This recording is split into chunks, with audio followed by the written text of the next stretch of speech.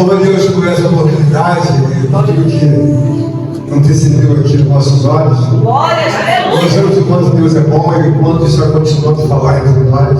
Glória a É Deus. bem verdade, irmãos, que nós desenhamos uma vida sempre segundo a nossa conveniência.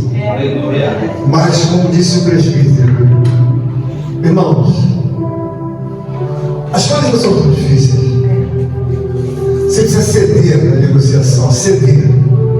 Glória Uma das coisas que Deus apontou para mim nos últimos dias é que nem tudo está tão distante como nós imaginamos. a Deus. Mas nós temos algumas falas clássicas que devem ser usadas por todos nós, por todos. Vamos abrir nossa Bíblia no livro de Gênesis.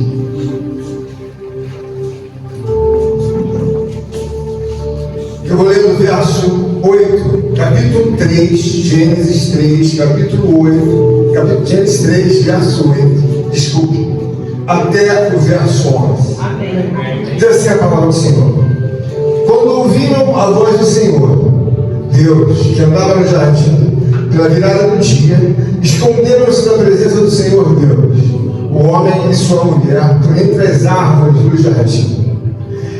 E chamou o Senhor Deus ao homem e lhe perguntou: onde estás? Ele respondeu: ouvi a tua voz no jardim, e porque estava nu, tive medo e me escondi. Perguntou-lhes Deus: quem te fez saber que estavas nu? Comeste da árvore do que ordenei que não comesses? Então disse o homem: a mulher que me deste, tua esposa, me deu da árvore e eu comi. Mais umzinho só. 13. Disse o Senhor Deus à mulher: que é isso que fizeste? Respondeu a mulher: a serpente me enganou e eu comi. Ok, irmão, podem sentar. Glória a Deus. Mas nós sabemos que essa foi uma das primeiras negociações que o homem teve a oportunidade de fazer e a fez muito mal feita. Quando nós olhamos para Deus, irmãos, nós devemos ver que algumas coisas ficam bem claras que servem para o homem. Então, o homem às vezes muda a questão literal e ele usa a justificativa da qual não cabe para Deus em um momento, mas ele usa para Deus como sempre. Nós vemos aqui que Adão, ele teve a oportunidade de apresentar a Deus uma outra razão. Ele então, como assim, Eva, eles culparam a terceira, ou seja, a mulher que tu me deste.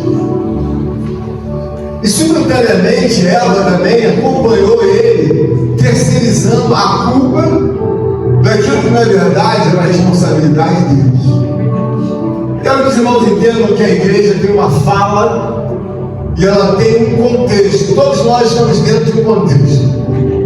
Um contexto de igreja. E às vezes nós nos equivocamos com esse contexto, imaginando que todos nós estamos na mesma situação e que temos os mesmos direitos e que apenas aguardar em Deus e que vamos chegar lá. Não, não é. Nós vemos que Adão fez um péssimo negócio. Se assim pudesse voltar atrás, ele teve a alternativa de se humilhar para que Deus pudesse até mudar a vida e a atuação de Eva. Bom, ele não se humilhou.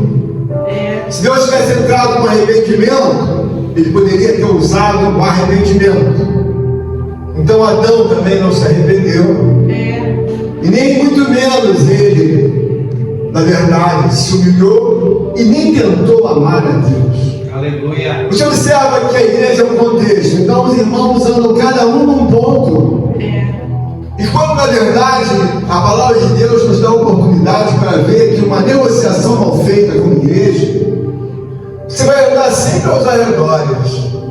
E muitas pessoas do Antigo Testamento, ainda que conhecessem a Deus, você observa que enquanto a fala é justificar, Deus não te usa. Esse é o momento em que Adão justificou. Olha, a mulher se me deste.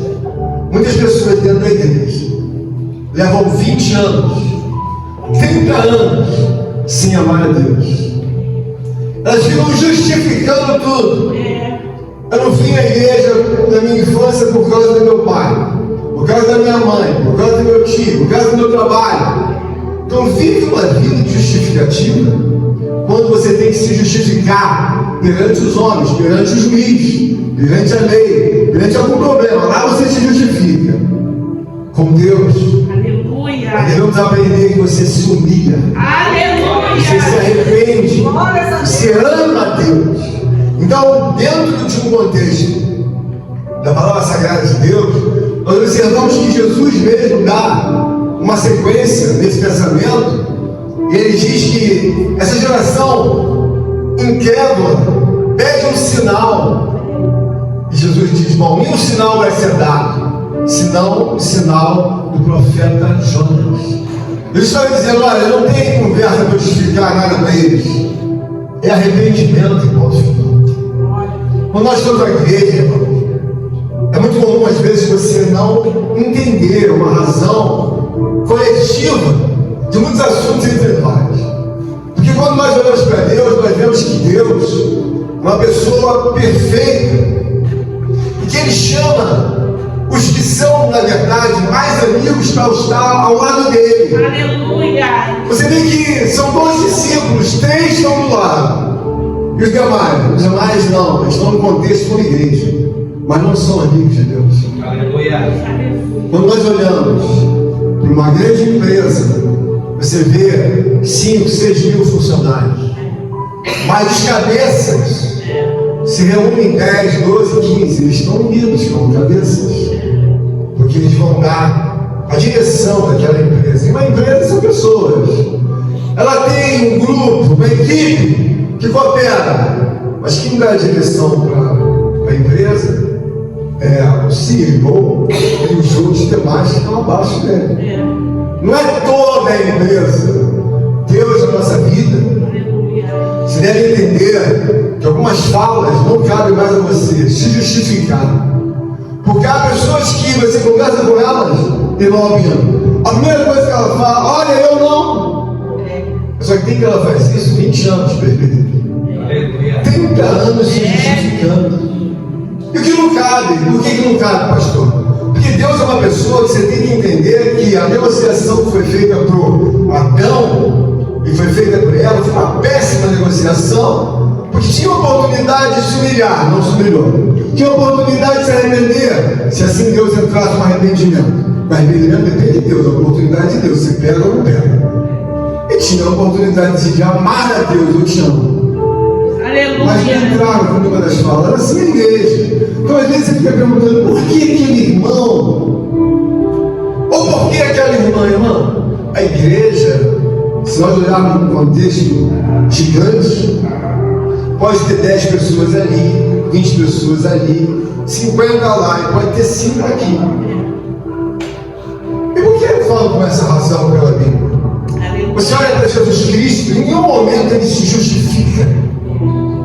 Justificativa, irmãos, é uma coisa que você, na verdade, está procrastinando Deus na sua vida.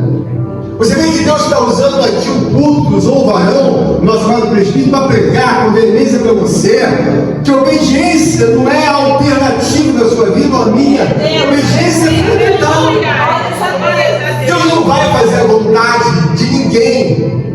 Mas por que, pastor? Porque ele não fez nem a vontade do filho dele.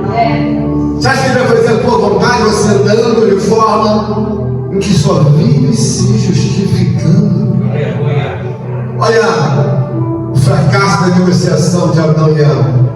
Primeiro, se justificou dizendo: a mulher que me deste. E a outra foi na onda de que foi, na verdade, persuadida pelo principado das trevas. E às vezes você vai dizer: bom, eu não estou bem porque não temos um governo lá em Brasília. Não, você não está bem porque você não tem uma vida com Deus, sinceridade. Não tem nada a ver. Brasília pode botar o que quiser. Se você não tiver uma vida com Deus, irmãos, nada vai mudar. O que Deus quer nos falar é que existem falas centralizadas, já pregadas milhares de vezes aqui por todos nós. Qual é a fala, pastor? A fala é se arrepender. Sou uma vacilona, sou um vacilão. Eu tenho que me arrepender, irmão Flávio. Sou um mentiroso. Só que nem que eu não sou mentiroso de 2, 3 meses, eu já minto há 30 anos, há 20 anos. Glórias a Deus. O que Deus quer querendo falar? Se arrepende. Se arrepende. Aleluia. O discurso, irmãos, é você se arrepender, é você se humilhar. E Deus certamente nos abençoará. Eu agradeço muito. Contribua com esta obra. Por favor, deixe seu like e inscreva-se em nosso canal. Obrigado.